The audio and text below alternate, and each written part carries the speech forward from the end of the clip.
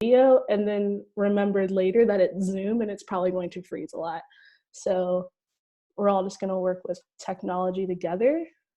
But Soups, sorry to interrupt. One thing that I want to tell everybody, let me actually pause. I'm going to be talking about natural solutions to climate change, food, gardens, and farming.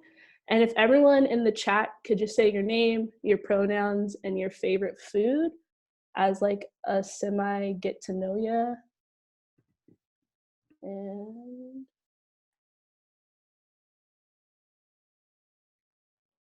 this is fun that I lost the chat.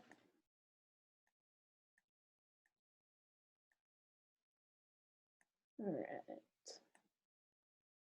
Can y'all see the chat? KB, when you share your slides, can you see the chat? Yeah, you just have to like go down to it. It's like at the bottom in the middle for me. All right, I'm gonna stop sharing and then reshare y'all so I can see the chat. Cool.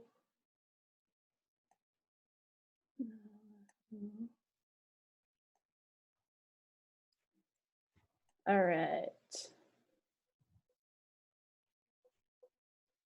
Cool.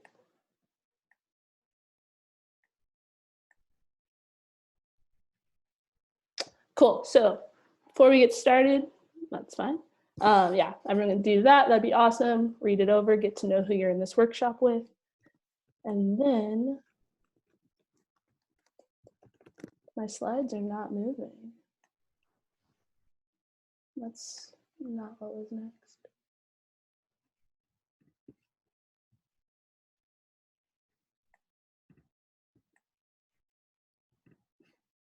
All right. I think this is gonna work. It might jump again. I'll fix it if it does.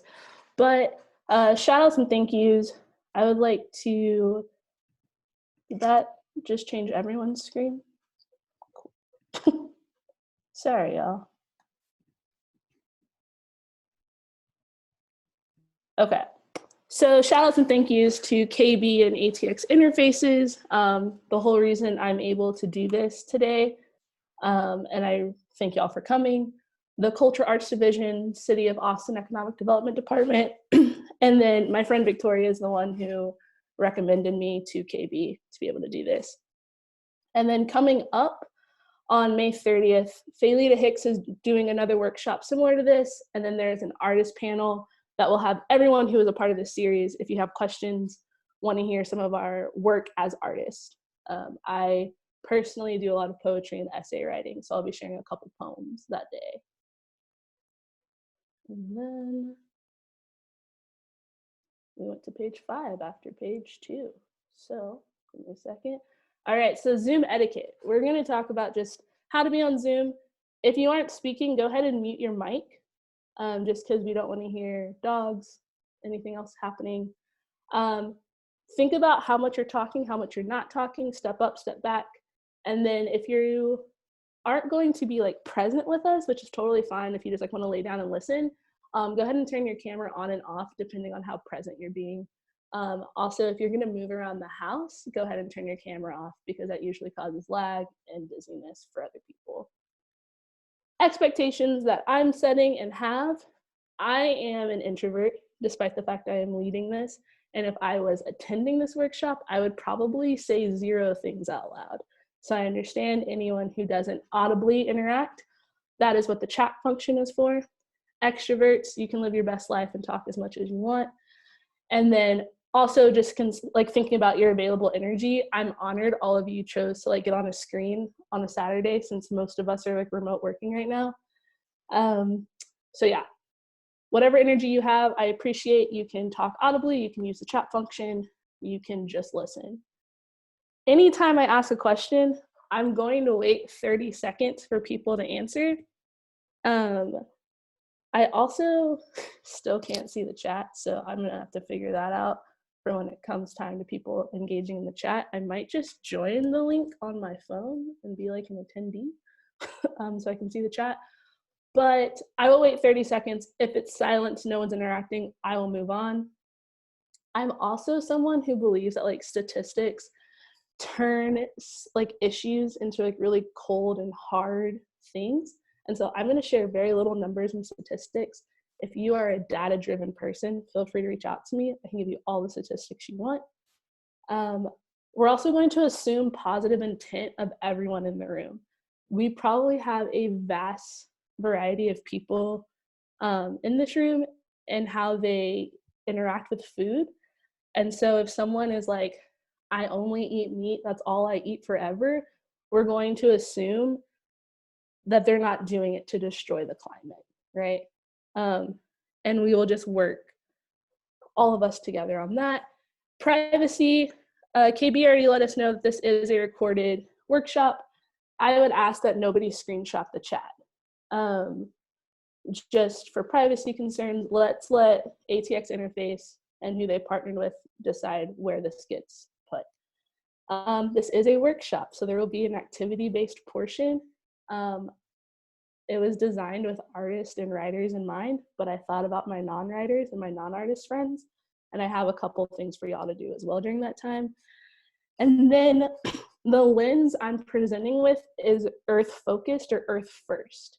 So anytime you're going to talk about diet, it's going to intersect with a lot of things, race, economics, location, geography.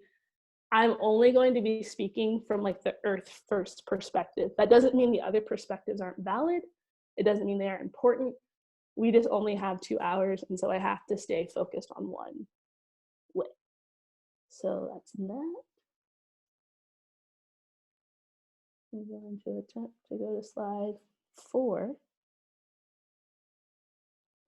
All right, so for our icebreaker, I would like everyone, if you can, to go to native-land.ca.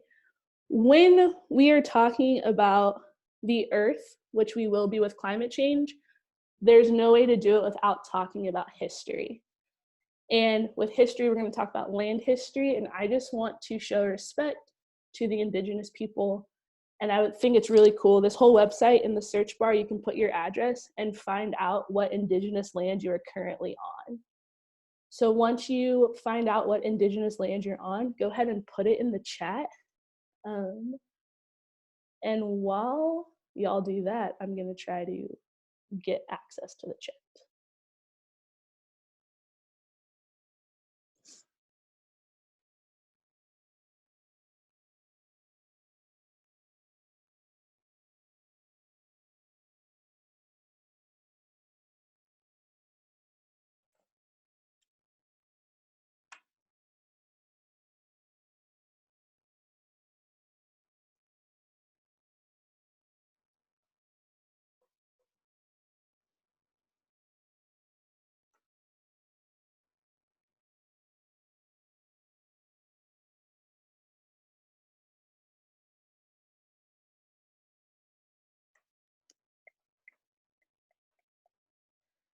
Okay, I now have access to the chat.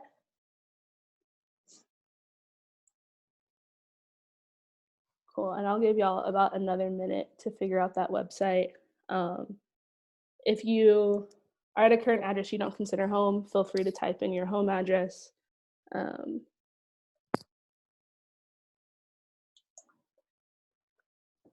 whatever address you're looking up, we will refer back to later. So also keep in mind what indigenous land you're on.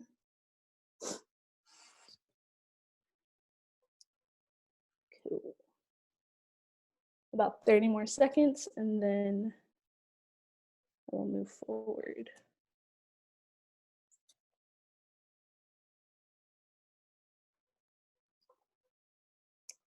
Cool. All right, so who am I and why should you listen to me? All right, so I am a passionate amateur willing to do research and change my habits.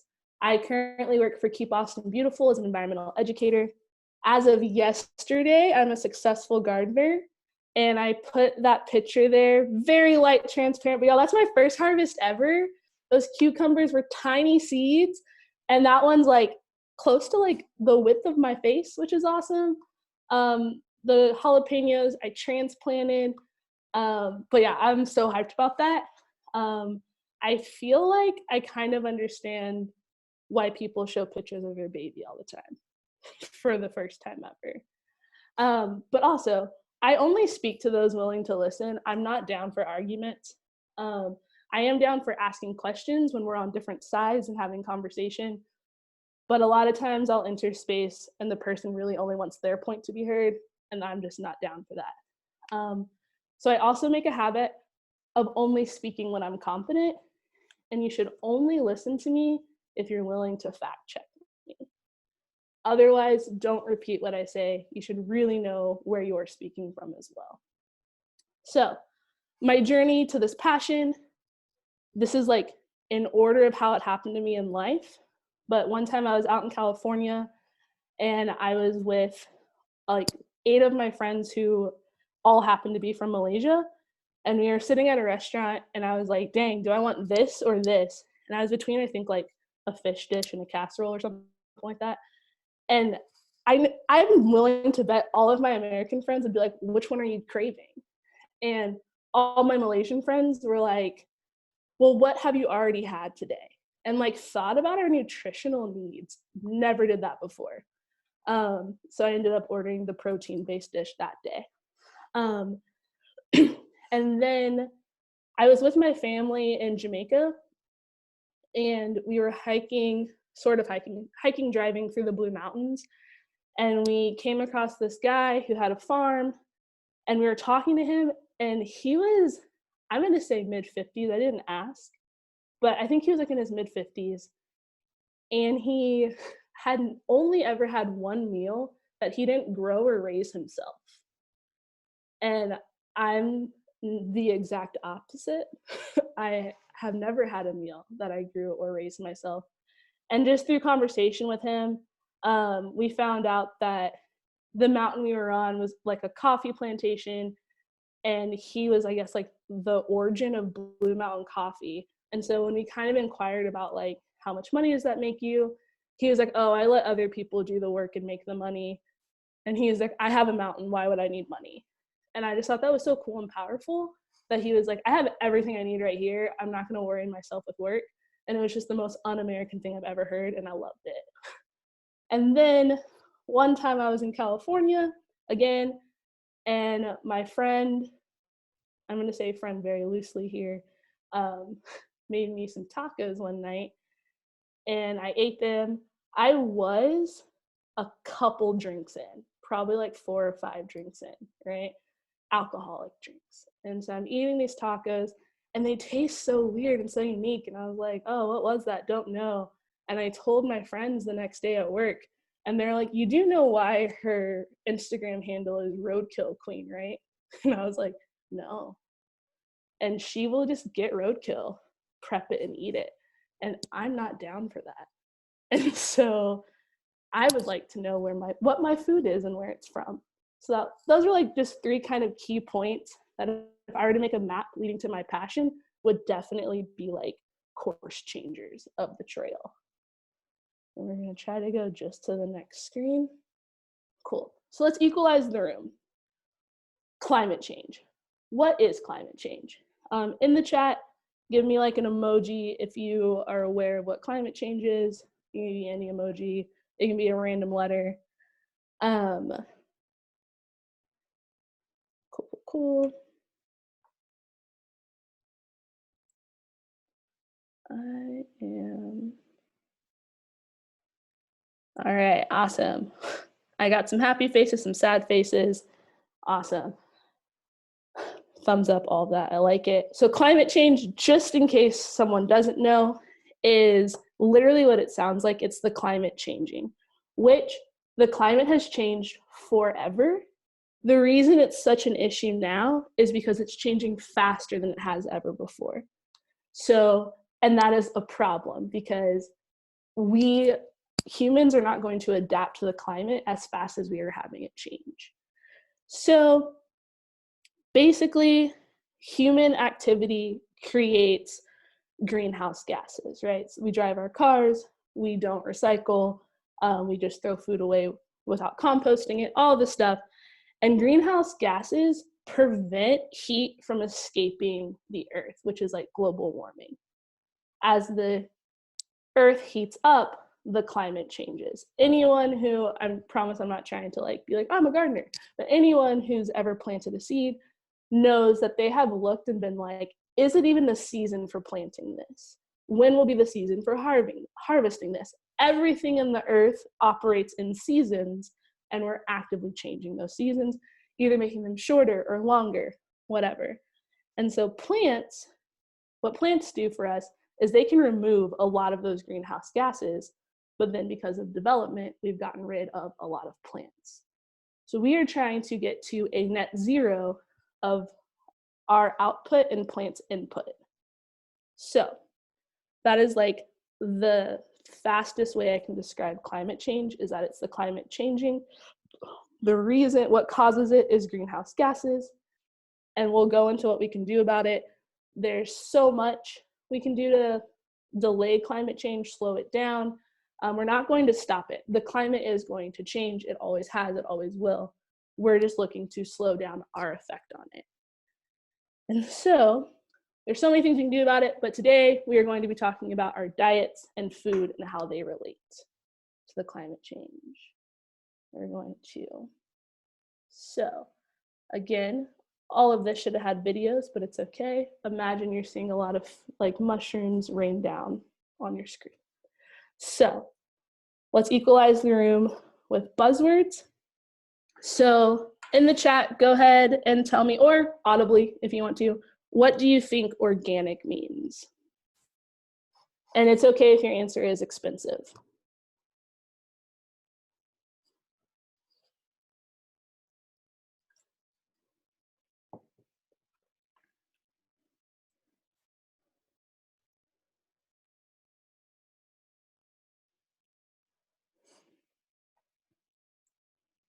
Yeah.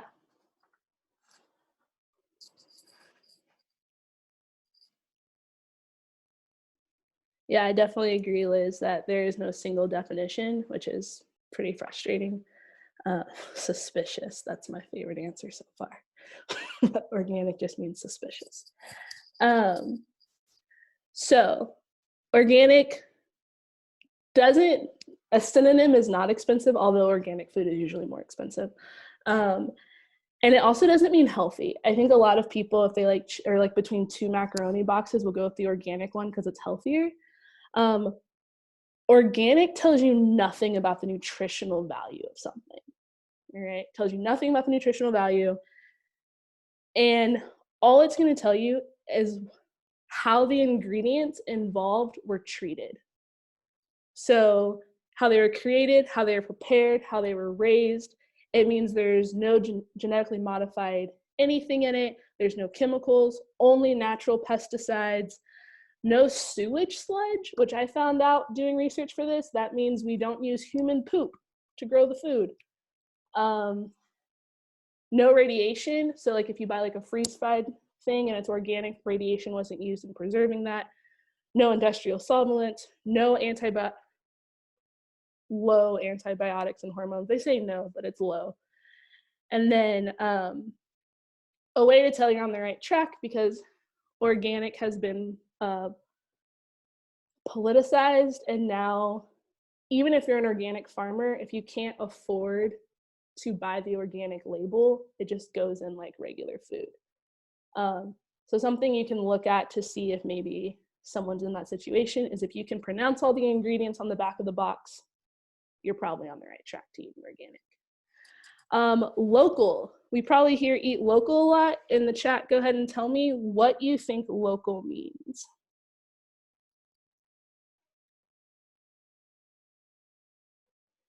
Also, if you're like, I'm not going to the chat this often, it really is okay to just like listen, I promise.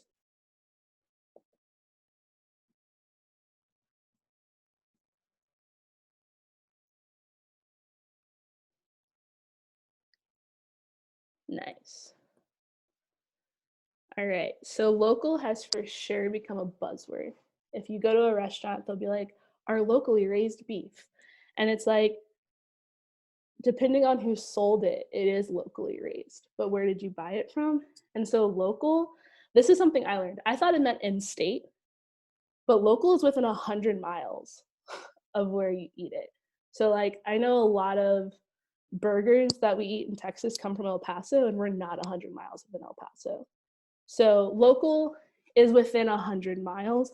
Some people argue that it should be within state for states like Texas and California, where that's just like huge. But that is local. Farm to table. Does anyone know what farm to table means? Go ahead and tell me in the chat.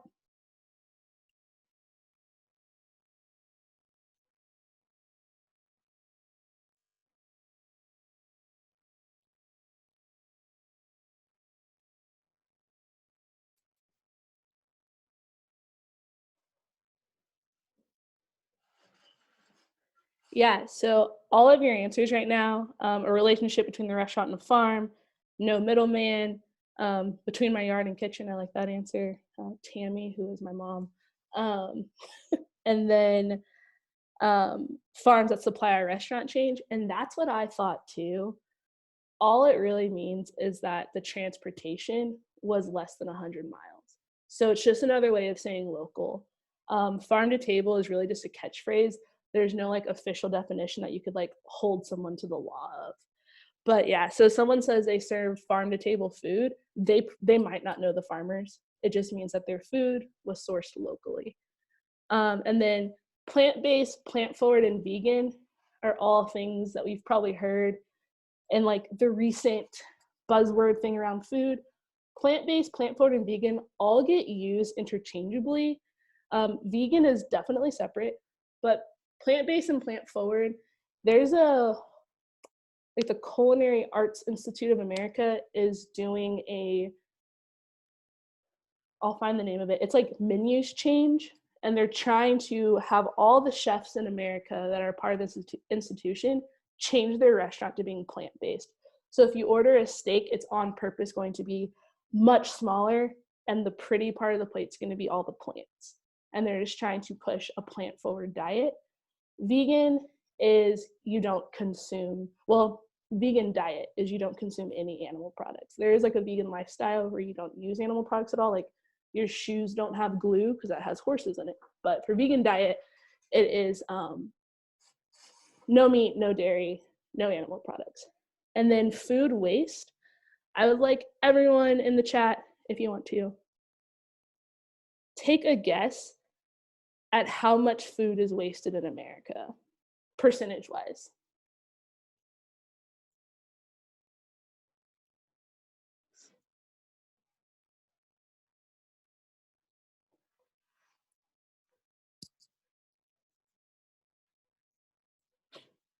I like the betting big on 89%.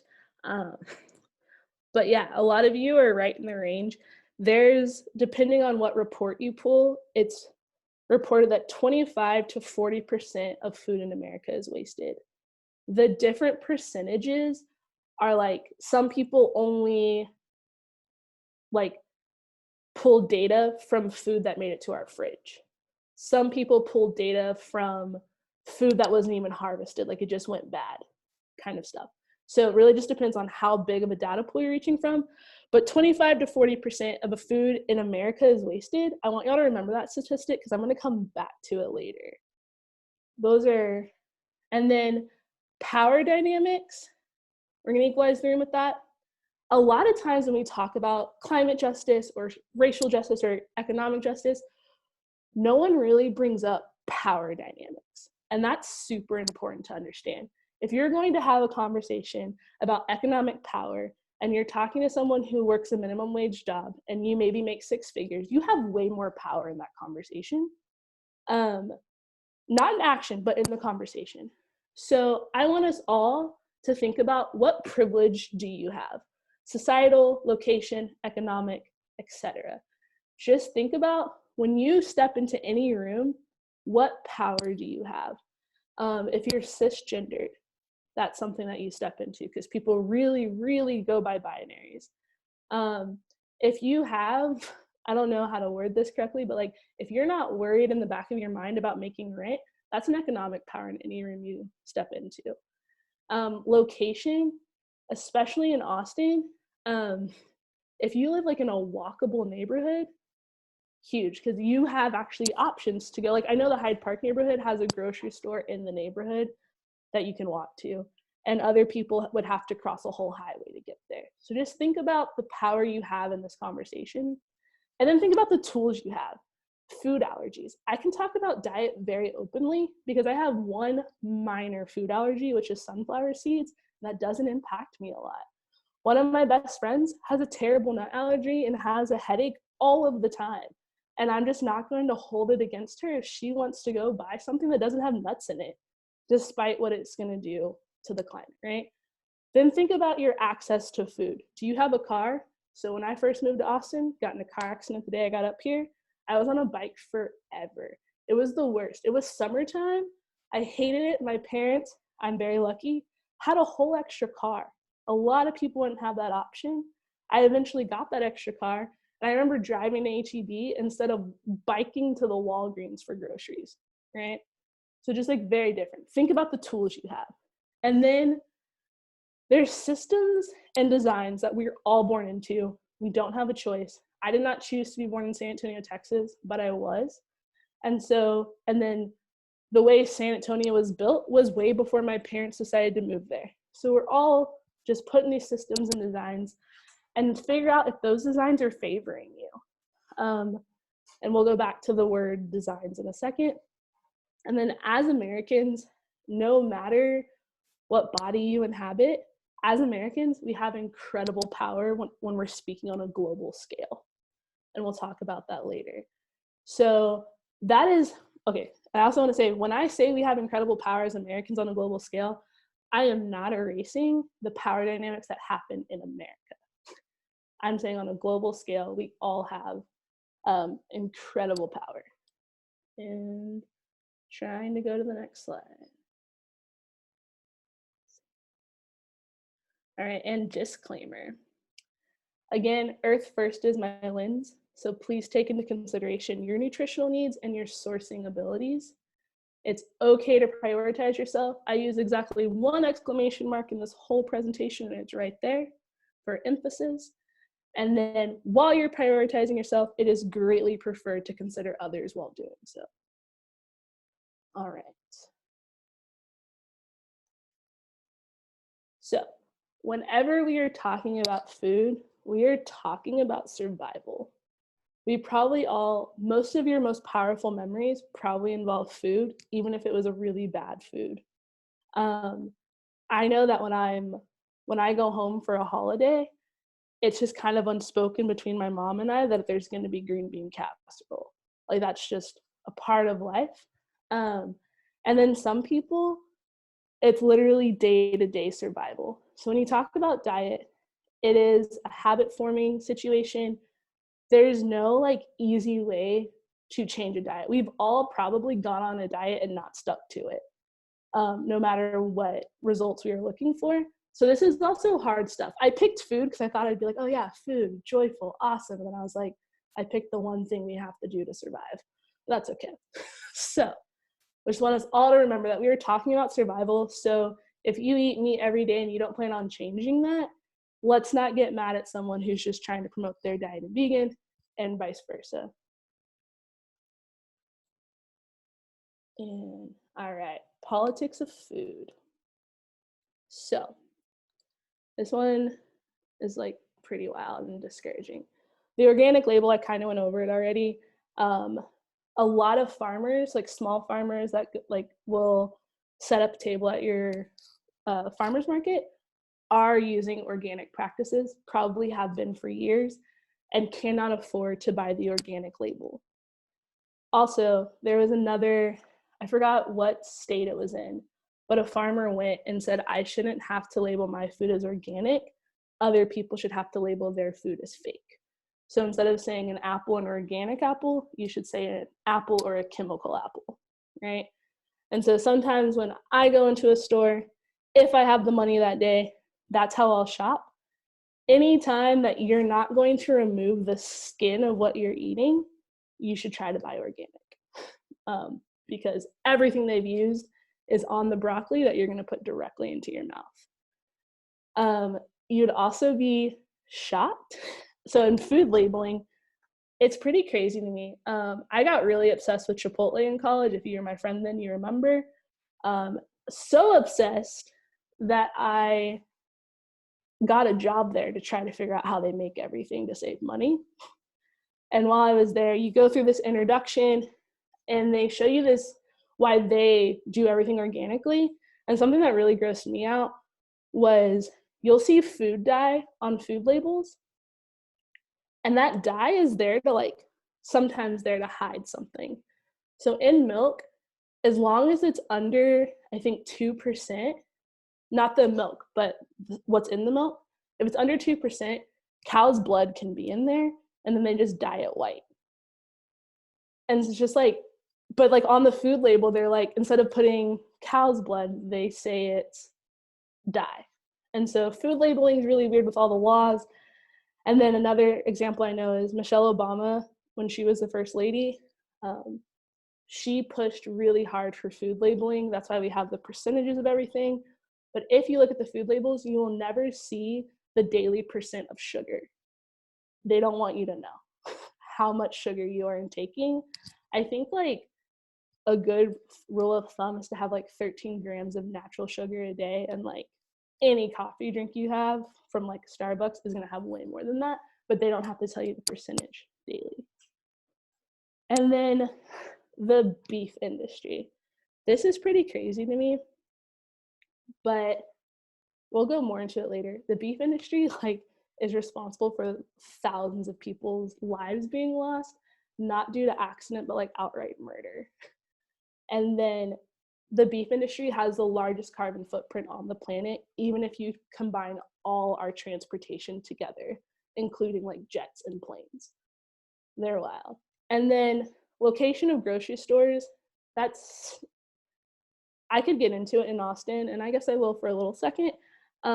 You can go to the city's website and Google the master plan. KB, do you remember the actual year of that master plan? I think it was 1925 or something like that. I have the data if you want it. I'm happy to send it. Yeah, and I've taught on it before. The date's just escaping me. I will get y'all the date if you want it. I'll put it in the chat. The actual city plan, they wanted the city to be segregated. That is why 35 runs through the middle, north and south. But they took it a step further. Instead of just placing physical barriers, they turned off electricity and took away services at certain locations for people of color and only offered them in one area of the city. Thus, everyone moved there. And if you look at the history of grocery stores being built, they're not in that area. And that's like a lot of where the food deserts are in Austin is in that area. And we don't have time to get into it, but that area is actively being gentrified, and that is what the anger is about. Is like, you made us go here and now you're trying to like push us out of here. And then I will never tell anyone not to vote, but I think there should be way more emphasis on actual action. So I want to dare all of you to be like a pattern interruption. My example of this is for Christmas. We all went to my house, and the lady in my life who was like a grandma figure to me dramatically talked about how she was going to have to do dishes tonight because she knew I was coming and couldn't use a disposable container. And I know she was trying to be funny, but I was really honored that like my messaging had gotten through to her, that it just doesn't take a lot to wash your dish instead of creating more trash. So just be a pattern interruption. By me showing up at Christmas, she changed her habits. And then also be a designer, which we're going to learn about in this next slide. I want y'all to watch the Gangsta Gardener's YouTube video.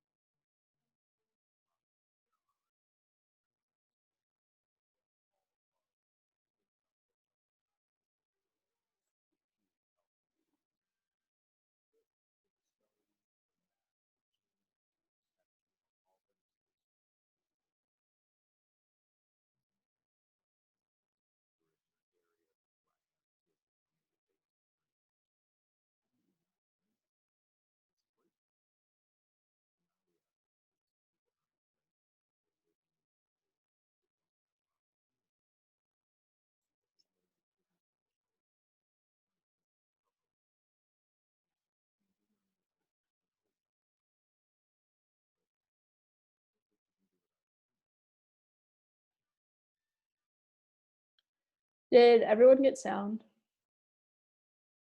Does anyone have sound? No. All right. I am going to. I have. You want to send us the link and we can all watch it separately? I'm gonna try to play it on. Yeah, I'm gonna send the link in the YouTube and in the chat box.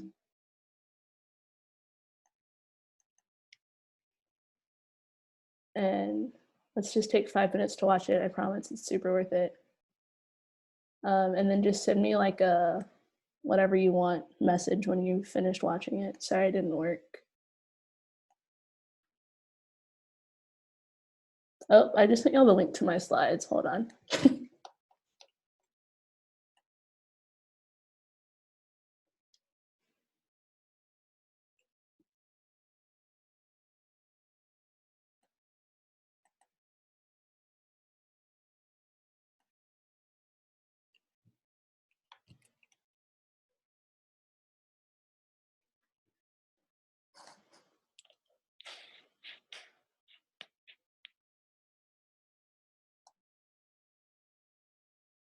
These are the stories of people.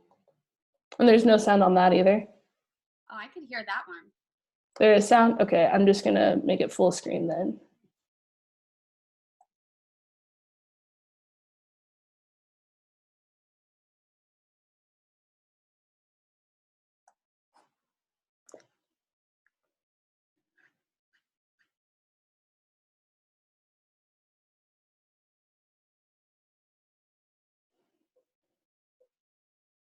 Oh no, I'm not sure if this is true for anyone else, but I can't hear this.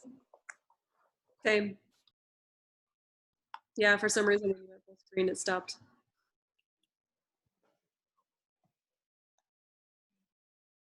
All right, sorry, I'm just gonna send y'all the link because y'all said the sound stopped, correct?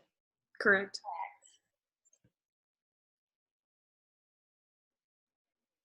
All right, here's the link to everyone. I really think Roy Finley's important, or else I would just keep moving, but y'all should watch this video. There's the direct YouTube link. Go ahead and send me an emoji once you finished watching it. I guess I won't play it because I've seen it and sometimes my sound works, so I don't want to interfere. So it's about 5 minutes. And feel free to live chat what you're watching since I won't be with you watching it.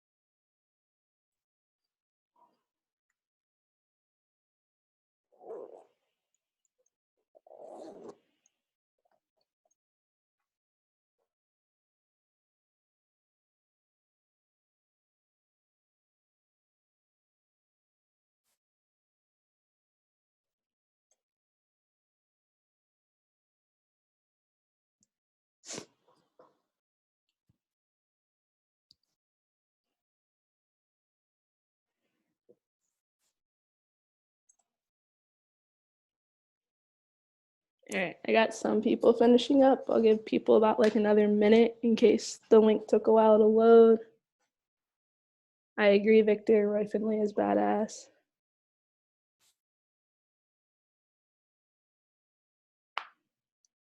Yeah, the underdog question was weird. I appreciate his response to that. Crying is allowed.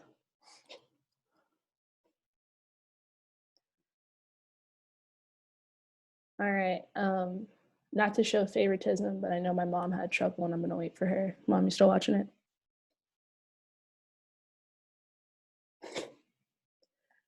Whatever. Go ahead. Y'all go ahead. I'll finish it later. Oh, you sure? I'm positive. I don't want to slow you down. Go. All right. What a mom. Okay. So is anyone else still watching it? Because I don't want to move past y'all. My mom gave me permission, but I won't accept it from anyone else. If you're still watching, go ahead and tell me in the chat. Otherwise, I'm going to keep going.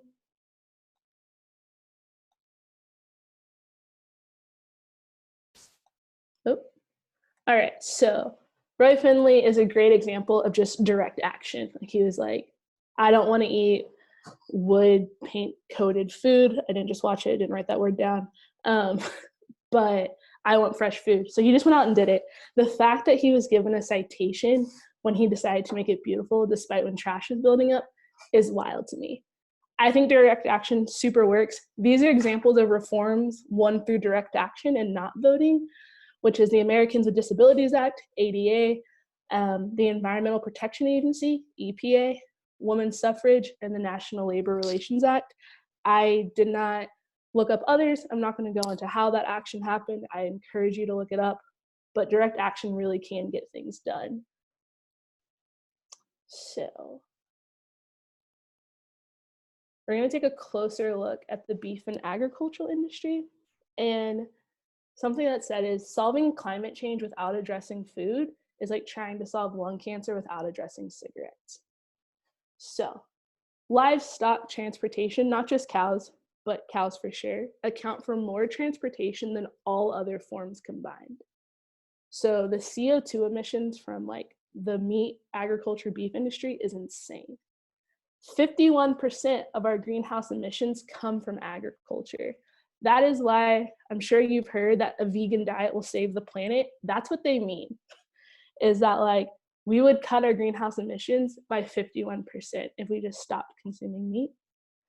The leading cause of rainforest deconstruction is for animal agriculture. Cows and corn, y'all, we're gonna get into that in a second. Grass-fed beef is really only better for humans. It's not better for the earth. It actually creates a higher carbon footprint than grain-fed, and grain-fed is just terrible. So I learned that cows would never naturally eat corn. It makes them incredibly sick. And that is why our beef is so pumped up with antibiotics, because we feed them corn to fatten them up, they get sick, we have to make them healthy, all to feed us. And then all of the land the cows are roaming on could be land used to grow food for humans. And so it's kind of like this cycle that isn't benefiting anyone but those making money off of it, which is also just incredibly American of us to have a system like that. I also am just going to go back for a second because I forgot to ask. Let's chat about Roy Finley for a second. Does anybody have thoughts on Roy Finley and direct action? You can speak audibly, you can say it in the chat. I do want to give him like the time he deserves because I think he's a badass. I think we need more of him. Right? More hymns. I wish I could be one of him, but I don't know that I have the work ethic that he has. He does have incredible work ethic. But I know you enough to know that you have the knowledge to do that. Anybody else have thoughts that they want to put in the chat or say out loud? I have like a question. Yeah. Are there similar like kind of community gardens happening in Austin? Do you know how folks could go about creating a community garden? Because I know there are like a lot on the South, but I live like in South Austin. But I live Yeah. north, and I don't think it's one like relatively close to me. Yeah, I'm definitely going to go over how you can join a community garden in a little bit here.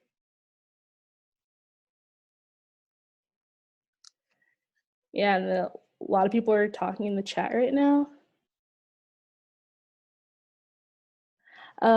So public land is a huge issue in Texas in general. Most of our land is private. There was a question about planting more on public land in Texas, which is why community gardens are so important.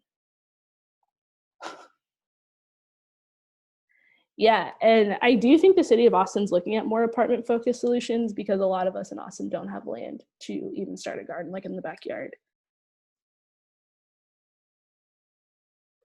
So yeah, but Roy Finley has a master class where he'll teach you how to make a garden out of almost anything in any size spot. Also, you can probably YouTube all of that as well instead of paying for it. Cool. So, but yes, KB, I will address the Austin-based garden question in just a little bit here. All right, so in the chat or out loud, I would like to know, where do you get your food? When you say, I'm gonna go get food, where are you headed?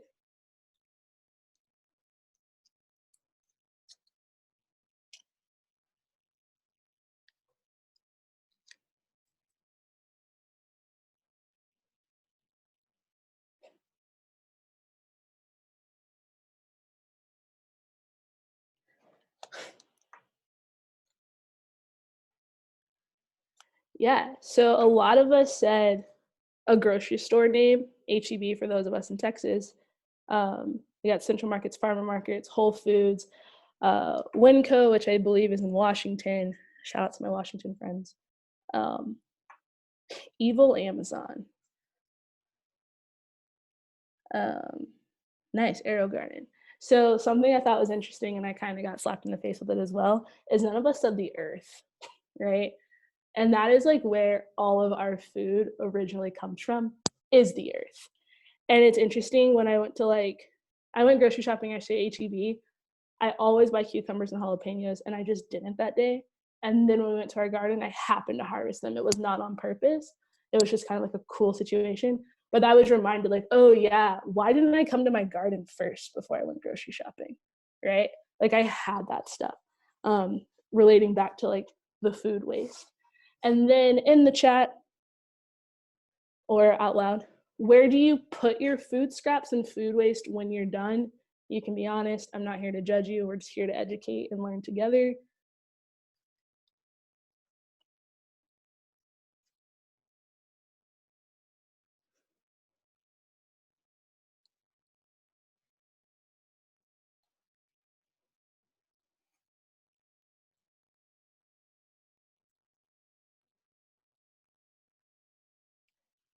Yeah, so I'm getting a lot of compost trash, worm bins, which is a form of composting, disposal, if it's small enough. And then for those of us who said composting, what about when it's inconvenient? Like if the compost bin isn't there, where do you put it? You can answer. I'm going to assume that the answer is in the trash if the compost bin isn't right there. Yeah. So I just wanted us all to think about, where do we get our food? None of us, including myself, say the earth first, and that's where all our food comes from. Where do we put it when we're done? It was pretty much compost trash. And then when it's inconvenient, we all pretty much said trash, or we leave it out because we can't throw it away right now. So going to the next slide. All right, so supply chains, let's talk about it. We exist in a linear supply chain right now. So those of us in Austin, we'll go to HEB, we get food, and then a lot of us said, we'll throw it in the trash. It's very linear. It's like, to us only, and we should implement a circular supply chain, which would equal composting. So we'll go into composting. I'm definitely going to address composting when you live in an apartment in Austin because it is incredibly difficult. It is so frustrating. Or if you don't live basically in South Austin. All right, so composting. We had someone say worm bins. Worms are great resources for composting. They turn our food into soil, and then it's all super nutritious. We take that soil and we can grow very healthy fruit, vegetables, plants out of it.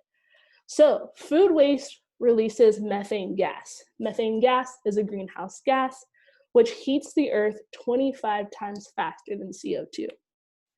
Composting is a direct action against global warming. So a lot of times when I talk about composting, recycling, I'll hear people say like, well, that's something they need to do. And it's not a them, it's a you. We can take responsibility and change the design. Extra action, if you are lucky enough to live in Austin and have curbside composting, please offer to share that bin with your friends because you're probably not filling it up. It's pretty big for a household. And those of us who care and live in apartments, it is like, especially with like what's going on right now with COVID and certain places being closed that usually would take it, it is incredibly difficult to not throw our food directly away. So then how to compost. Go ahead and put in the chat if you know what compost is. Just kind of gonna gauge the room. I'm gonna go over it anyways. But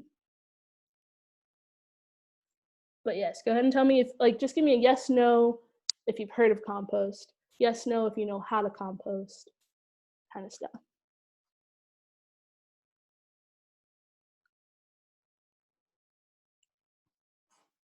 Cool, I got a lot of mostly no's and I think I know. Compost is, there needs to be like, it should be an umbrella term with a lot of terms under it, right? So if you're gonna vermicompost, which is with worms, worms are very vegan and pretty picky. So you can't give them any dairy, any meat. They don't love onions, they don't want garlic. I'm an onion garlic person, so like a vermicompost bin in my apartment would be useful, but it wouldn't solve all problems. So for compost to be good and nutritious, it needs to have organic materials, meaning if it was once alive, it can go in there. Basically no processed food. So I have some of my, a lot of my friends like Oreos, Cheez-Its, Hot Cheetos.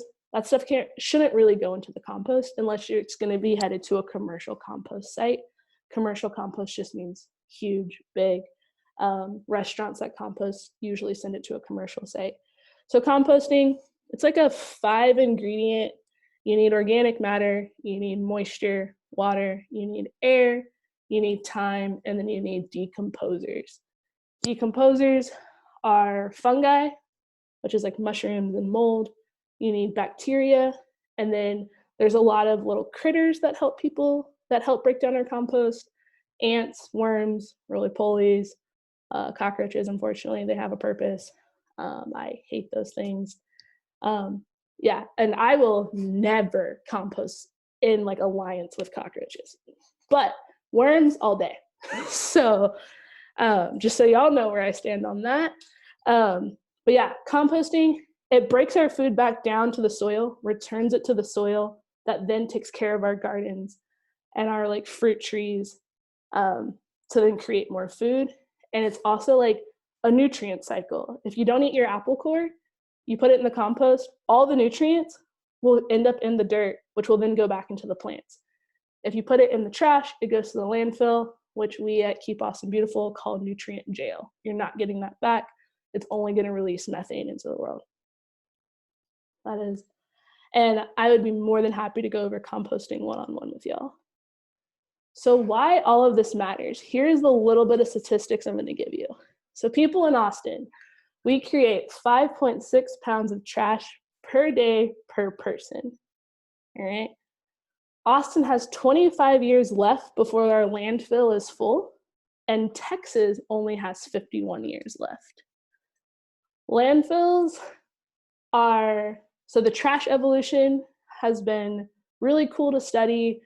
we used to, because it's also changed with our packaging. So we used to just be able to like throw our food out and animals would take care of it.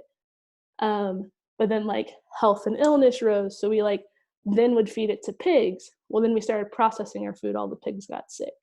Then we would put it just in a dump. Well, the dump's not protected. All of the gases that are being released when it rains, the city was flooded. So now we have landfills. Landfills are incredibly intense, built, engineered structures, but essentially they're huge holes in the ground with protective layers to protect our aquifer.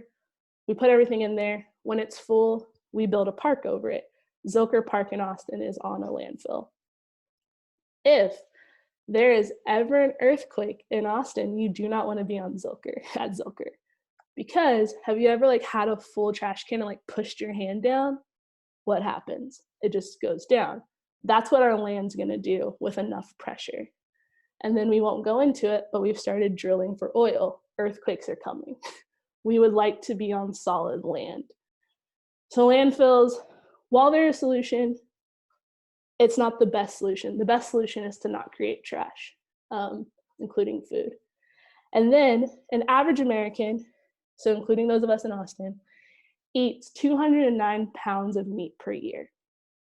Per person, that would be 11.7 acres, which would be 3.7 billion acres of land to feed the US only.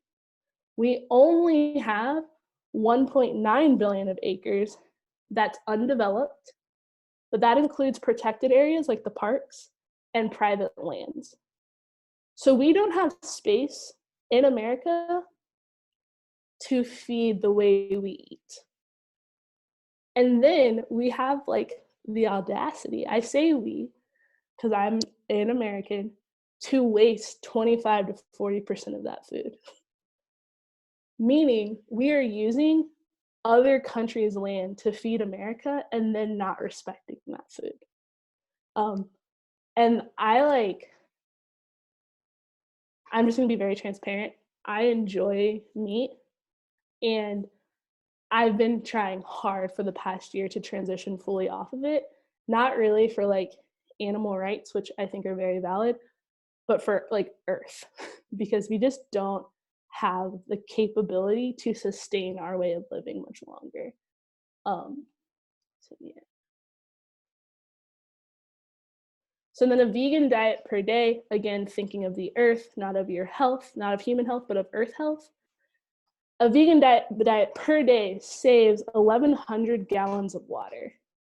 It saves 45 pounds of grain and 30 square feet of forest, of like a rainforest, and 10 pounds of CO2 from being released to the.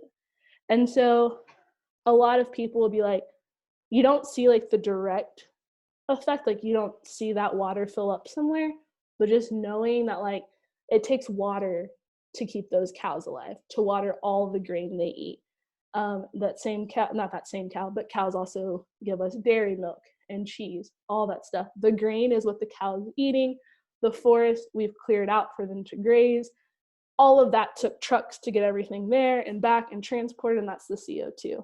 And so literally just by saying like, and that's a vegan diet, right? But just by saying like, I'm done with beef or I'm done with chicken, like slowly eliminating stuff from your diet would be incredible for the earth. So, action. I'm really sad this slide appears to not be working, but those corn kernels are supposed to pop into popcorn.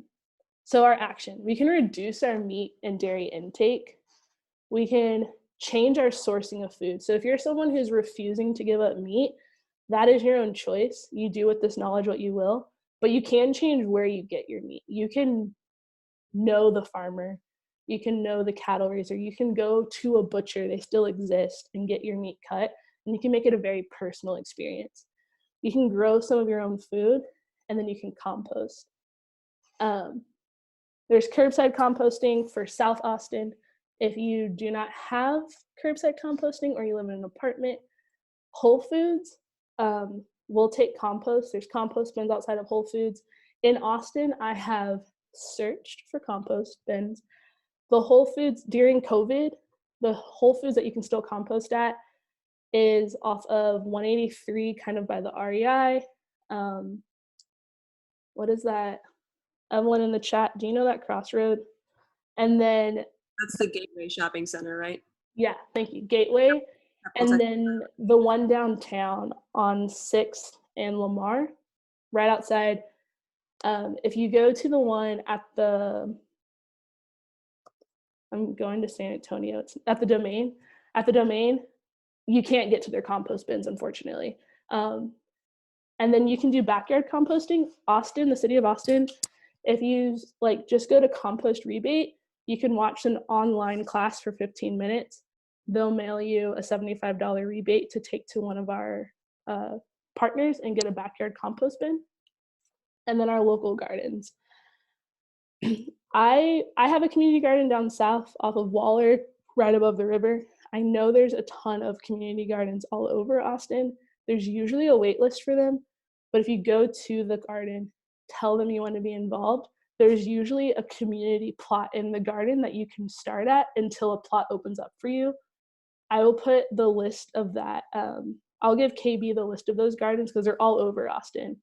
There's actually a really cool book that just came out called The City in a Garden, and the original people who built Austin wanted it to be a garden they lived in, which is why we have so much green space and so many gardens around. A lot of these local gardens, you have to donate, I think, like a quarter of your harvest to the local food market or food pantry. Austin-based solutions, so community gardens. And then backyard gardens, a lot of us don't have backyards, but if you can like collaborate with a friend, get with a friend who has a backyard, that's a great way. The Natural Gardener offers free classes every Tuesday and Saturday, I believe. That is who I went to learn everything. And they really will hold your hand. They gave me a paper developed by like the Agriculture Department of Texas that tells me when to plant things, when to harvest things based on our region. There's the city reimbursement for composting. Austin definitely has some food deserts. We also have a food forest, which I think is really cool. I volunteer at it because it's right by my work, but it is north of the river, east of 35. There's all these picnic benches right by the Festival Beach Community Garden, right on the outside. It is a forest full of food. They're all out of elderberry. That stuff got harvested real quick, but they have a lot of food year round that you are welcome to just go through, take what you need. It's really cool. We have our farmers markets. By buying at a farmers market, you are buying local. Farmers markets usually have regulations about where the farm has to be able to get in. And so they make sure they're within that mileage. And then we have actual farms. We have urban roots where you can volunteer. Usually when you volunteer there, you'll get to take some of what you worked on home, which is food. And then we have pioneer farms.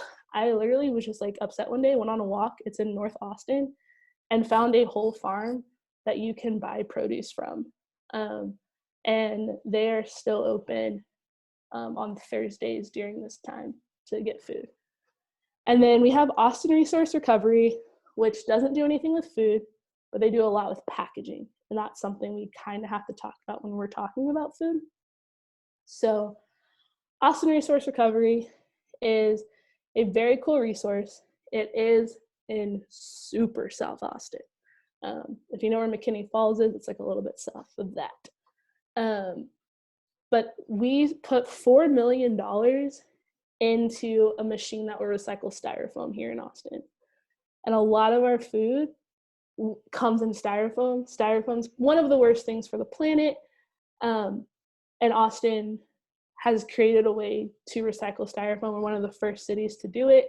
They do not take the packaging peanuts, but all other styrofoam is welcome. So like something I told myself is if like I'm not going to give up Whataburger, I have to take their cups to ARR. Something I do is I'll collect the styrofoam.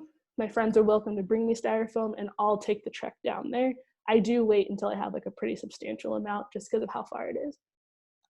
But let's talk, I think it's gonna sound cool. So packaging now, okay. All right, so packaging matters.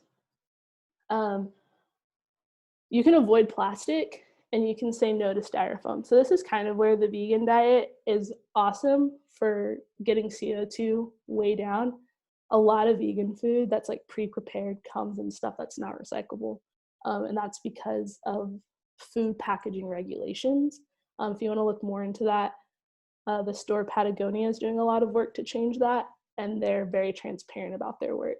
But you can say no to plastic. So something that I've started doing is if I really want something that comes in plastic, I will research how to make it from scratch and not buy plastic. I try my hardest to say no to styrofoam.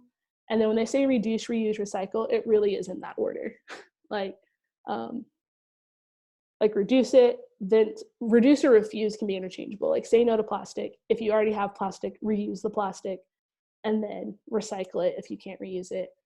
And then capitalism has set us up so that for us to win, someone else has to lose.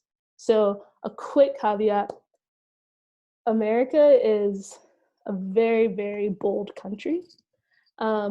We send a lot of our trash and recycling to other countries.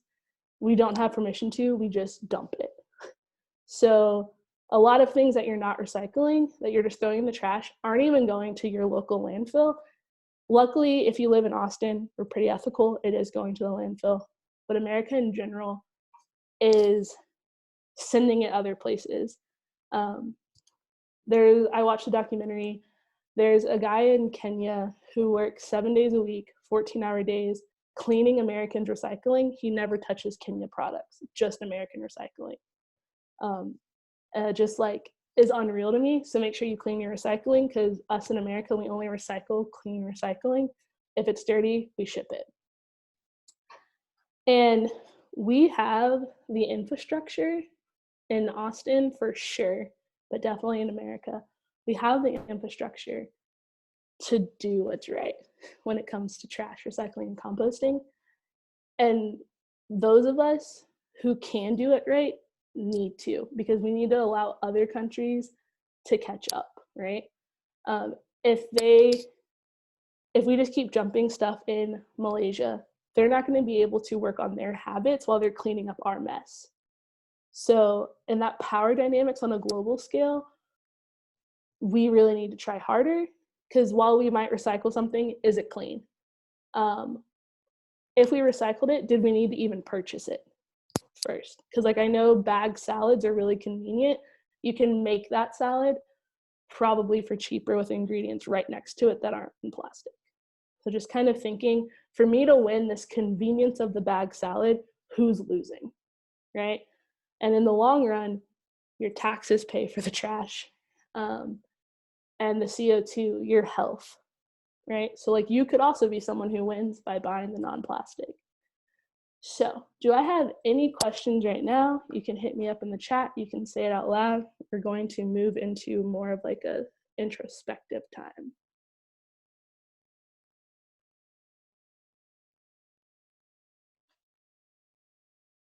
And yes, someone did mention that Austin Resource Recovery is closed right now with no date of reopening because of COVID. And so that's also something where you can like clean your recycling, just kind of hold it and wait for them to open back up. That's part of like it might be inconvenient, but we can inconvenience ourselves, in my opinion, for the earth and for our global neighbors. I'm reading some of y'all's stuff.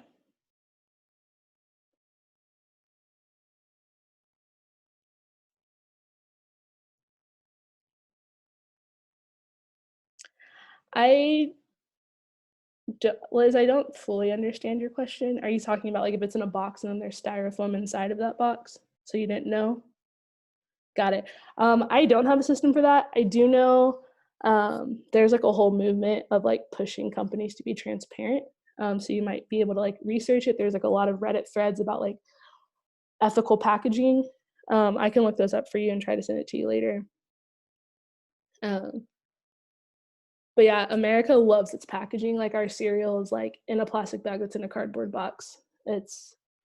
We love packaging, and it really is something else I've also done when it comes to packaging is I've told myself I'm not buying trash. And so when I go to the store, I'm like, okay, I'm not going to purchase trash. If I can't recycle it or compost it, I'm not going to purchase it. It did change my diet, but it introduced me to seasonings because I was like, well, we're going to have to add flavor somehow. So that's something you can think of is like you don't want to buy trash. It's also like when I give my friends gifts now, I don't like stuff it with confetti and stuff because it's just trash. I don't want to give somebody trash even if it's pretty. But yes, so we are going to move into, I don't see any other question. Let me see. For wine glasses and bottles, you need to remove the labels. Removing the labels as bare as possible is always best practice. It will still be recycled. If not, if your glass is broken, it's unfortunately trash. But if it's still whole, you can put it in. It's trash because we're protecting the people who sort it, basically. We don't want them to be cut because we dropped a bottle, of course. And then there's also a company I'd encourage you to check out. It's called TerraCycle. TerraCycle. They're on a mission that nothing is trash. My one like disappointing fact about them is it's pretty expensive. But if you go in with a friend, anything can be recycled. Also, REI, all of the local REI stores, no matter where you're based, have a TerraCycle box for you. I understand REI is closed right now. That's something to keep in mind. But they can recycle basically everything. And I'm just checking to make sure I didn't miss a question. If I did, you can send it again. I won't feel like you're attacking me.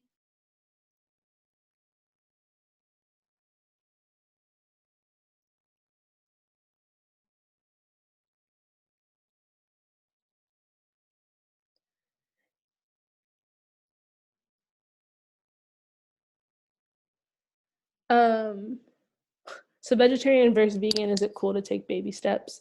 I'm never going to discourage progress. Vegetarian is removing meat from your diet. That's awesome. A lot of people say like, we'll do like a meatless Monday. And then I heard like some rebuttal that's like a meatless Monday is doing 1 day of the right thing and 6 days of the wrong thing. And I just like don't like that messaging because you're trying. And like I said, food is survival. When this is like kind of a weird thing. When I miss my mom, I go buy Green Orbit's gum because that is like what reminds me of her and what I like. She also likes Diet Coke, but I think that's nasty. But Green Orbit's gum, I'll go buy it. So I understand that food can be an emotional connection. We're going to try. We do have all the resources. We have all the infrastructure here in Austin, in Texas, in America. But we have to emotionally get there. So baby steps, I encourage them. I think they're great. Something I've done is I've told myself when I'm going to eat meat, I'm going to prep it. So I try my best not to go buy it. I am not perfect, y'all. I have been on like a 12-hour layover and only Burger King was open and bought it. Like, there's emotions to this. But I do think it's something if we all try at, we will change the markets literally through direct action. And if we start by changing it, yeah, that the plant forward movement. I agree, Mayor in the chat. But yeah, baby steps are super great.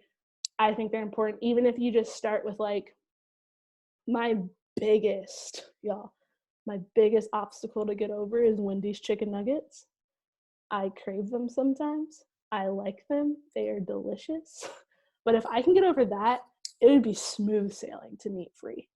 But we're not there yet. But I have like ordered, I can like not have cheese on something now. I don't miss it. I know cheese is a big one for people, but I'm good without it. A lot of companies have created things. There's a company called Just Egg, which it's like a plant-based, you can make scrambled eggs, same texture. You season it the way you would eggs, and that's been a great replacement at breakfast. Baby steps. Take it slow because like I said in the beginning, we've all tried a diet and failed at it. If you jump all in, I don't think it would be successful, but do you? I encourage you to try. Baby steps are perfect. If you want to start vegetarian and then maybe do a vegan day of the week, awesome. So, gonna see if there's any other questions.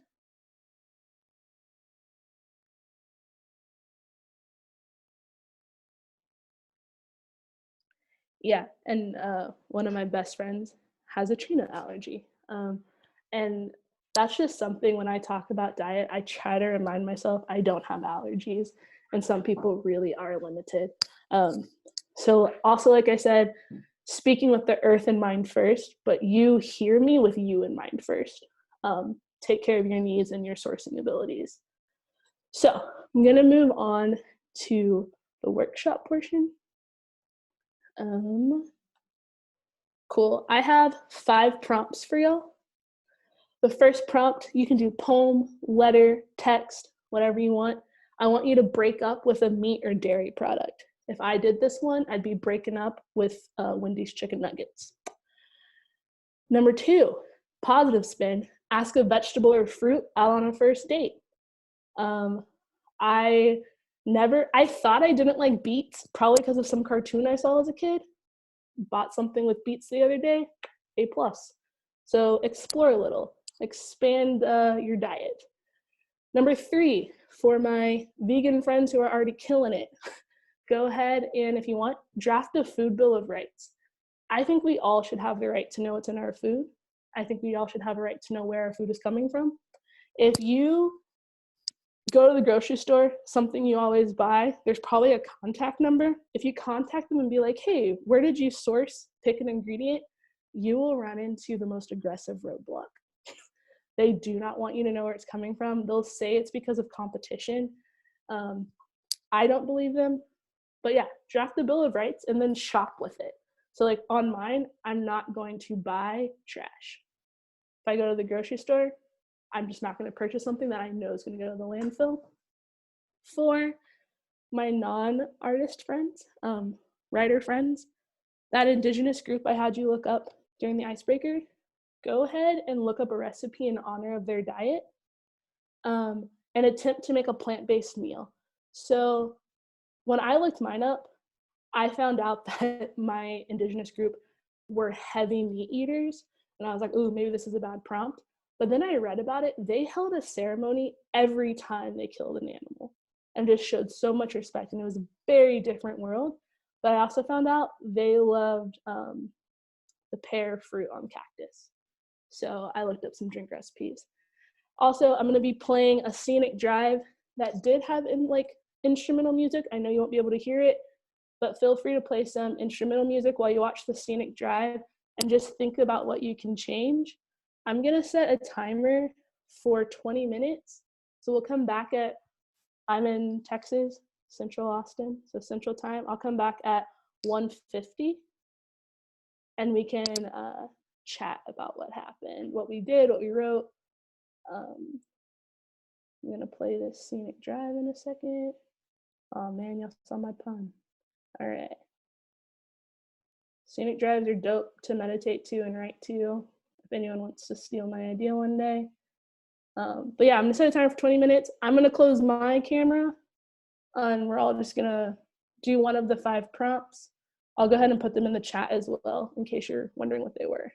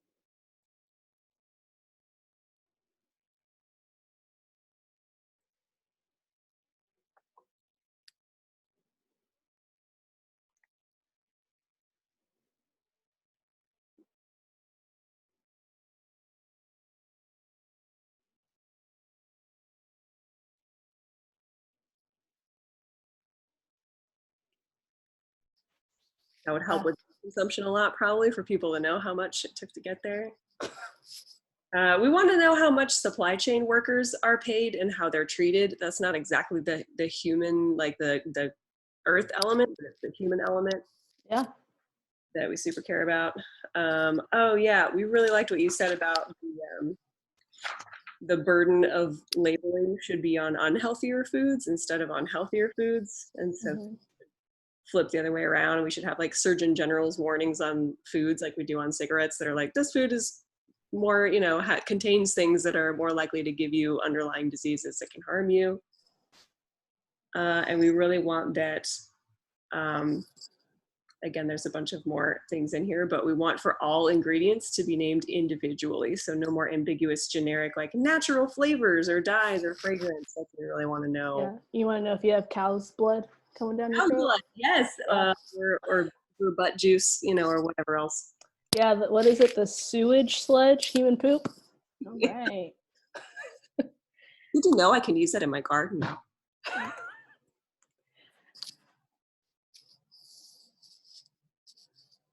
The floor is open, people.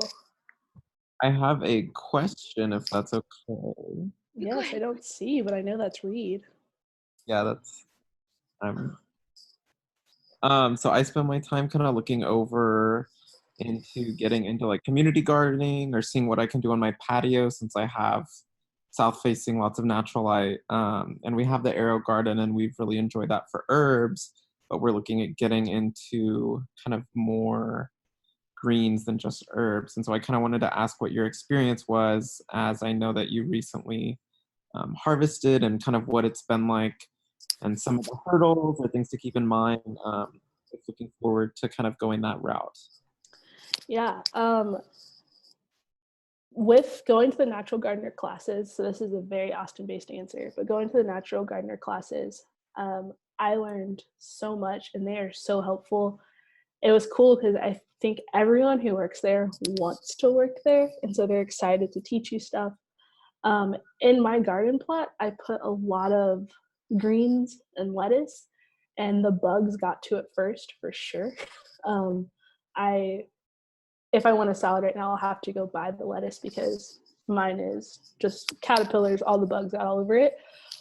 But I don't see it as like a waste, because that plant is still helping us reach a net zero in climate change, because it can still take in the greenhouse gases.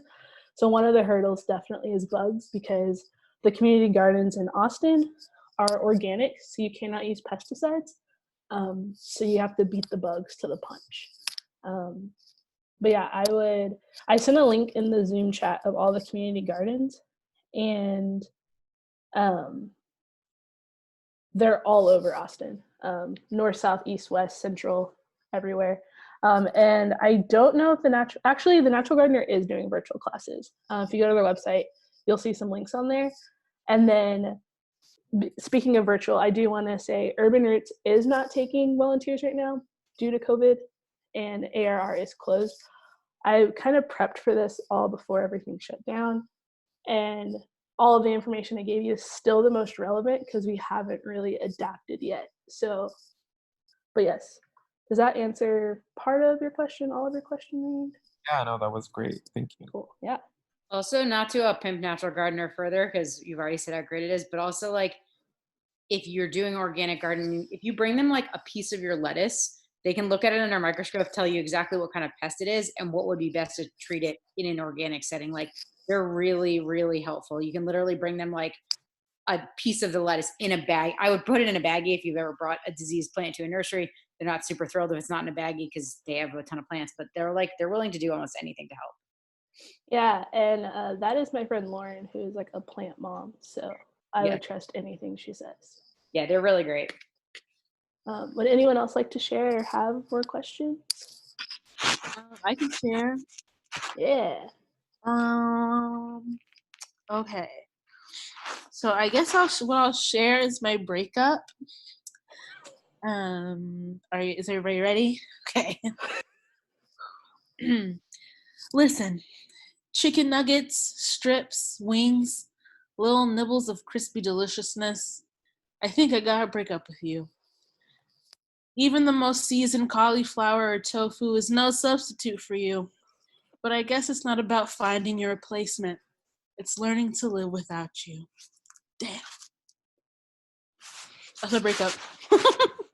I wish you well during your breakup time. I have, okay, Victoria, go ahead and share. Victoria's turn. I got a text. Oh, okay. Let's see. Okay, I wrote a breakup poem as well. It's to hamburgers in the voice of USDA beef commercials. To beef on a toasted bun with the perfect combination of oregano and thyme, oil and turmeric, salt and basil and cast iron skillet. To hear the sizzle lift from the pan and to hear knowledge exchanged today in Austin with San Antonio and Washington and throughout Austin itself. I do not think it is you, beef. I miss in the savory portions of my tongue. I think it is the aromatics directly from the ground. The things full of memory from the earth, full of something healing and worth passing on. I wonder if a swap is in order. Something less harmful, something like mushrooms remembering what it feels like to be nestled, or avocado holding a seed, or chickpeas shedding their coat. Maybe these moments could take your place of sickness and antibiotics, hamburger patty, for at least maybe my small part in it, maybe the travel or CO2 could rest. I think maybe USDA beef commercial voice running in my head, this is the end of your time slot. Cool, that's that. Thanks, y'all. Thank you so much for sharing. In honor of time, I'm gonna stop the sharing and questions. Please feel free to reach out to me on other platforms if you have questions. Two little tidbits that I wanna give y'all. Evelyn brought one up in her breakup. It is so important when you're looking for plant-based foods to substitute for meat that you don't compare whatever you're eating to a burger or to the chicken wing. Just take tofu for tofu, explore it, figure out how, it sounds so weird, figure out how it likes to be treated, how it likes to be cooked, all that stuff, and you will enjoy it more because it is not going to be the burger you're missing. And then also something that's really helped me is with the CO2 and the travel is eating in season. Avocados are not a year-round produce. So if you find out what's in season, it's usually the lowest priced produce at the grocery store. But thank y'all for coming. I am honored, humbled, and hyped that you were here. And please visit atxinterfaces.com to see what else KB is doing and coming up. And they just put in the chat the evaluation and everything they announced at the beginning. That is all I have for y'all. Thank you again for coming. KB, did you want to say anything? Nothing really. This has been beautiful. OMG, Artists On. I've just learned so much about climate change, learned so much about sustainability and genuine solutions that feel equitable and feel possible. So thank you so much for doing your talk. I want to just plug, we do have this going on next week. Next week is our last workshop, Sad Face. But that one's going to be really fun. We're going to talk about how sensuality, incarceration, and artistry are all impacted by the climate crisis. It's going to be led by Faylita Hicks, and it's going to be a really generative writing forward workshop, but we are going to talk about like the intersections of incarceration and climate crisis and how the climate crisis is happening in prisons. It's going to be really fun. Please come out if y'all are free. And then right after that, workshop from 2:30 to 3:30 is going to be a panel with Soups and Ona, who did a workshop with us, and Faylita and me and like one other person, and we're going to talk about how climate change and artistry might intersect in our lives and others. But yeah, thank y'all so much for coming out. If you have any questions about interfaces, please feel free to hit me up wherever. We're ATX_interfaces everywhere. Please hit up Soups. And I will post the recording of this on YouTube and like post the link in the Facebook event for anyone to look at anytime. But yeah.